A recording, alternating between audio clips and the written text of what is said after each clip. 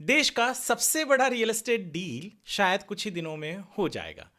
क्या है ये रियल एस्टेट डील और कितने करोड़ों का होने वाला है, ये सब कुछ हम आपको बताएंगे। जुड़े रहिए हमारे साथ इस वीडियो के अंत तक। नमस्कार, मैं हूं वरुण सिंह और आप देख रहे हैं square fit India.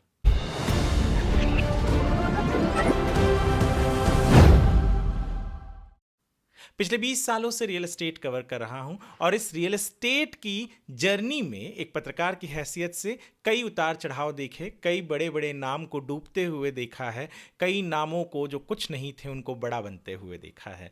Real estate में बहुत से ऐसी कहानियां हैं जो लोगों को अचंभित कर देती हैं। ठीक उसी तरीके से आज एक और कहानी हमारे सामने आई है। दरअसल सुप्रीम कोर्ट में एक केस चल रहा है। जी हाँ, सहारा का, सुब्रत रॉय वाला सहारा, बिल्कुल उन्हीं के, वो सहारा प्रणाम जो करते थे या करते हैं अभी भी।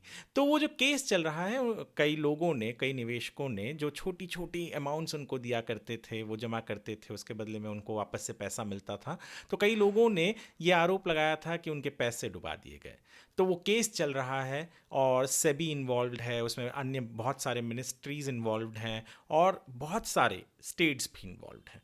तो अब सहारा के ही प्रॉपर्टी को लेकर एक खबर आई है।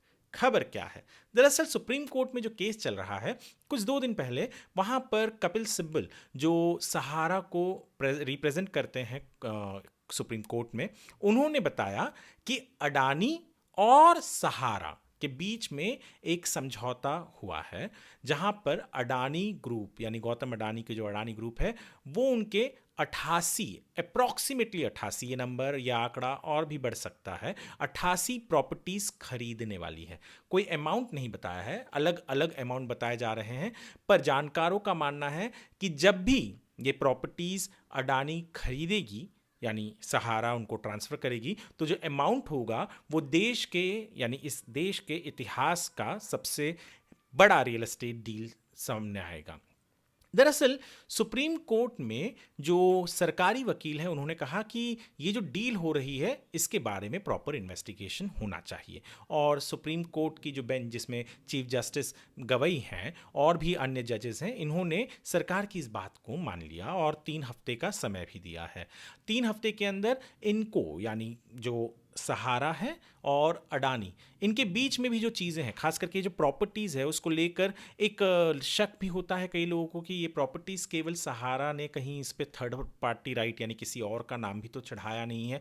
ये सारी चीज़ें भी देखनी पड़ेंगी। और जो पैसा आने वाला है, वो पैसा कहा जाता है कि इतना ज़्यादा होगा। खुद कपिल सिब्बल ने जो स्टेटमेंट दिया है, जब ये उन्होंने एक बंद लिफाफे में इस अग्रीमेंट, इस समझौते के बारे में जब कोर्ट को बताया और कहा कि जब कोर्ट आदेश देगा उसी के बाद में ये लोग ये समझौता करार जो है उसे करेंगे, तब ये भी बताया कि जो अमाउंट बाकी है लोगों को देना सहारा का, ये डील हो जाएगा तो वहाँ से ये सब कुछ पैसे, उतने पैसे आएंगे कि सहारा वो सारे पैसे उन निवेशकों को दे सकेगा जिनके पैसे उसके ऊपर इल्ज़ाम है कि उन्होंने रखा हुआ है या उन्होंने नहीं चुकाया था या जो घोटाला किया था।